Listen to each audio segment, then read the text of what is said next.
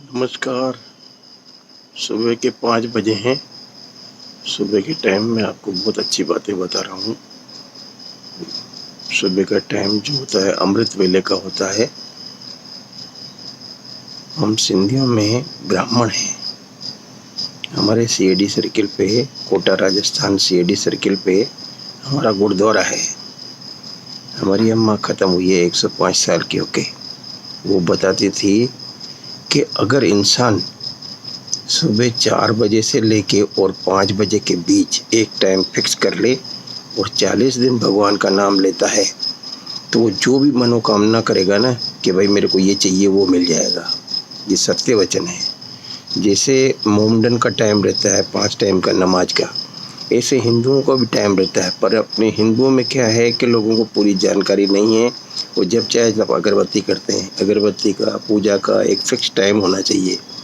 दीपक का एक टाइम होना चाहिए कि भाई इस टाइम संध्या हुई है तो इस टाइम अपन को पूजा करनी चाहिए।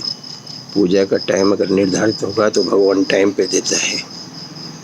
वो हमारी अम्मा एक बार बताती थी कि एक राजा था, वो भगवान का नाम नहीं लेता था और न जनता को लेने देता था। कहता था अगर भगवान का नाम लिया तो मैं तुम्हारे को फांसी पे लटका दूंगा।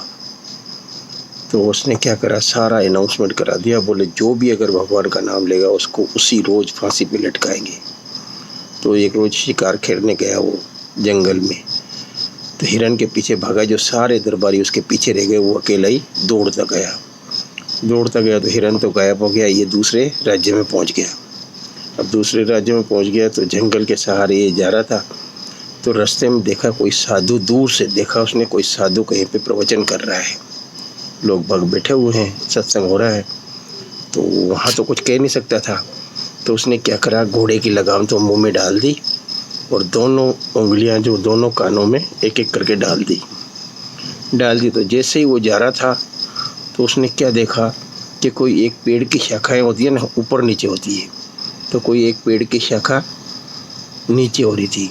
जैसे ही वो गया तो उस शाखा से वो टकराने वाला था, तो उसने नीचे गर्दन करी और उसके एक उंगली कान में से निकल गई। तो उसने क्या सुना, साधु बोल रहा था, घस घस घसाए बार बार लाए पानी, जो तेरी दिल में बात है वो मैंने पहचानी।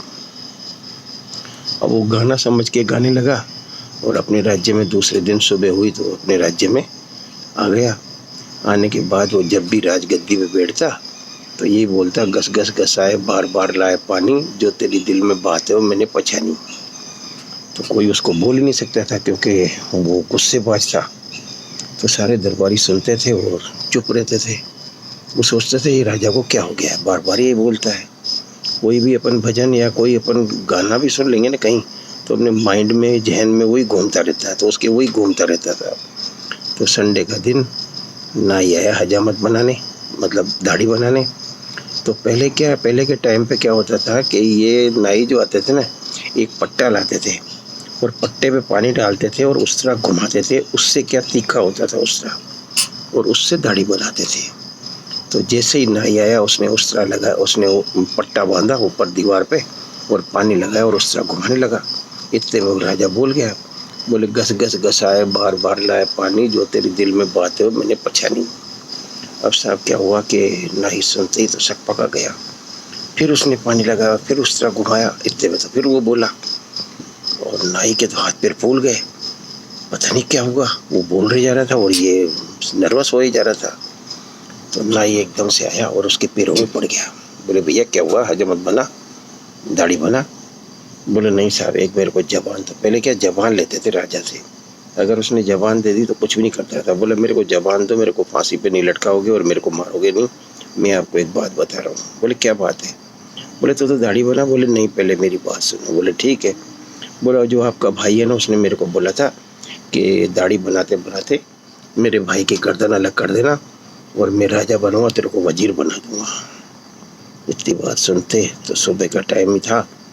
तो अपने भाई को बुलाया तो बोला ऐसा कर, तो राजगद्दी पे बैठ, मैं आ रहा हूँ। वो वापस उसी जंगल में गया और वहाँ जाके मालूम करा अड़ोसी पड़ोसी से। तो बोला भैया यहाँ कोई साधु उस रोज बात कर रहा था, भजन कीर्तन की बातें हो रही थी। बोले हाँ हो रही थी, किसने बताया? बोले क्या बोल रहा था? ये घस घस घसा है, किस पे बोल रहा था? जो एक प्रेमी था वो सुनता था सत्संग, तो उसने बोला, बोले हाँ, वो एक कौवे के ऊपर बोल रहा था। कौवा अगर पानी पीता है ना, जब भी आप देखना कौवा पानी पिएगा तो चोंच घसाता है और फिर पानी पीता है, फिर चोंच घसाता है, फिर पानी पीता है। तो कौवे के ऊपर भगवान के कीर्तन के हिसाब से बता रहा था। बोले इंसान को अगर जो खाना है तो भगवान का नाम लेना चाहिए। वो भगवान का नाम ले रहा था। बोले अच्छा।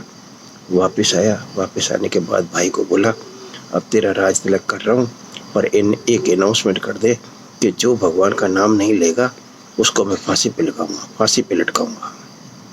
भाई अचरज में पड़ गया। बोले क्या है ये? मैं खुद यही सोचता था, मैं राजा बनूंगा तो मैं यही काम करूंगा। बोला ठीक है। बोले ऐसे क्यों भैया? बोले मैंने एक जरा सी बात सुनी जिसमें मेरे प्राण बच गए।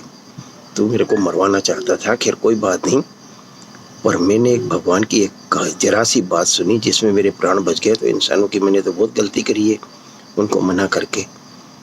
तो खुद सन्यासी हो गया और उसको राज तिलक दे के और चला गया।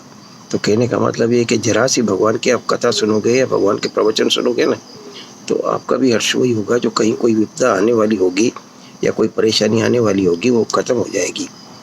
बाकी मैं आपको दिन में और बताऊंगा।